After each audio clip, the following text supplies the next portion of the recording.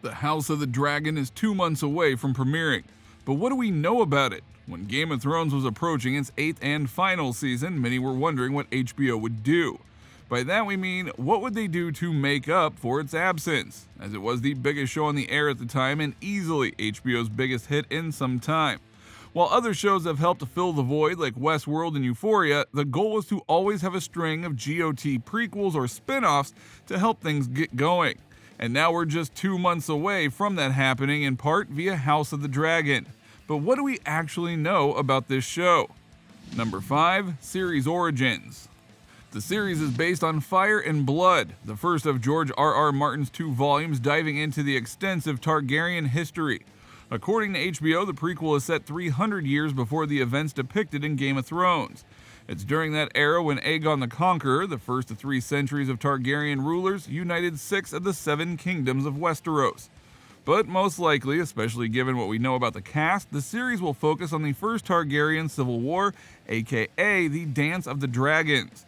It's during this dance, more than a century after Aegon's rule, that dragons went extinct. Well, until Daenerys hatched 3 of them 150 years later. House of the Dragon also teased its upcoming war with a new still from the show. The reign of House of Targaryen begins with Fire and Blood. The series is unrelated to other Games of Thrones prequels that HBO passed on. Unlike House of the Dragon, which received a straight-to-order pickup, that series actually shot a pilot, known unofficially as Blood Moon. It was set thousands of years earlier during the mysterious era when Westeros' Age of Heroes descended into the First Long Night. So as you can see, House of the Dragon is the first to truly make it through the hurdles in order to come out. And that will make many curious as to what will happen with the show and how well it is received or not received.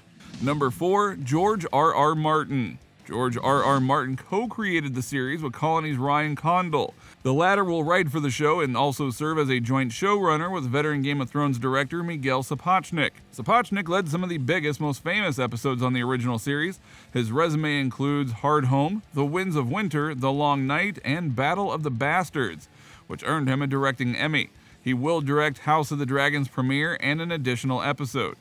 Now, one area we know the prequel will live up to as the original series will be that of the music department. Emmy-winning Game of Thrones composer Ramin Djawadi will return to Westeros to score House of the Dragon. Number 3. The cast. As in all of Martin's A Song of Ice and Fire works and its HBO predecessor, House of the Dragon, boasts a large ensemble cast. Paddy Considine was the show's first official cast member. He's playing King Viserys I, the Targaryen ruler who foolishly did not anticipate the War of Succession that would follow his death. Olivia Cooke, Matt Smith, and Emma Darcy are playing a trio of the most important characters in the series, and of course the events that eventually tear the Targaryen family apart.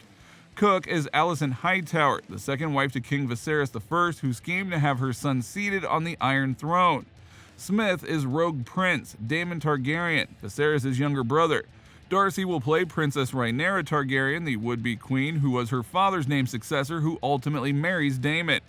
Other major initial castings were Steve Toussaint as Lord Corlys Verulan, aka the Sea Snake, Eve Best as Princess Rhaenys Veleron, Rhys Ifans as Hand of the King Otto Hightower, and Sonoya Mizuno as Mysaria. Fabian Frankel will play Sir Criston Cole of Dorne, who plays a major role in the Civil War. George R.R. Martin has teased a few major things on his blog. Meanwhile, the latest casting announcement teases several of the major families during this era in Westeros, including a Lannister.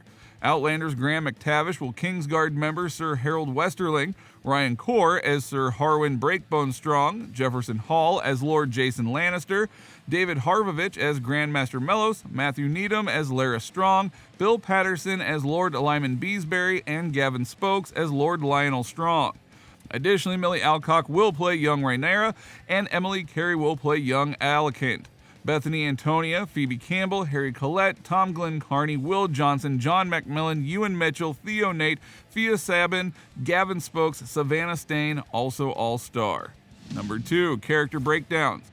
Knowing the cast is one thing, but knowing what kinds of characters they'll play is vital for the plot ahead.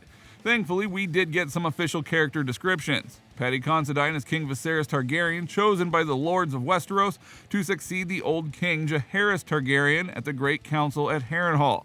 A warm, kind, and decent man, Viserys only wishes to carry forward his grandfather's legacy, but good men do not necessarily make for great kings.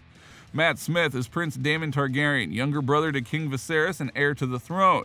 A peerless warrior and a dragon rider, Daemon possesses the true blood of the dragon, but it is said that whenever a Targaryen is born, the gods toss a coin in the air. Olivia Cook is Alicent Hightower, the daughter of Otto Hightower, the Hand of the King, and the most comely woman in the Seven Kingdoms. She was raised in the Red Keep, close to the king in his innermost circle. She possesses both a courtly grace and a keen political acumen.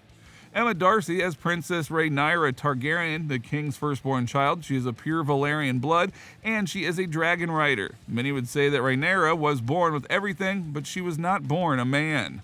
Steve Toussaint as Lord Corlys Veleron, the Sea Snake, Lord of House Veleron, a Valyrian bloodline as old as House Targaryen. As the Sea Snake, the most famed nautical adventure in the history of Westeros, Lord Corlys built his house into a powerful seat that is even richer than the Lannisters, and that claims the largest navy in the world.